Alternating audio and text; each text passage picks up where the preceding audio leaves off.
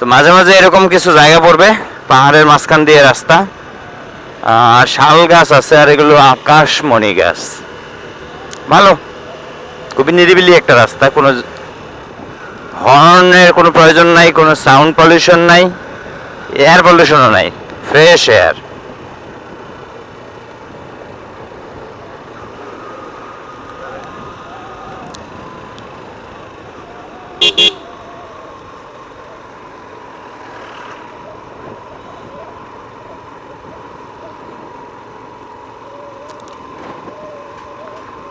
আমরা মানে বিজয়পুরের খুব কাছেই চলে আসছি, 1-2 কিলো হয়তো বাকি আছে আর। তা মনে আছে গতবার যখন আসছিলাম তখন এই জায়গাটা খুব সবুজ ছিল।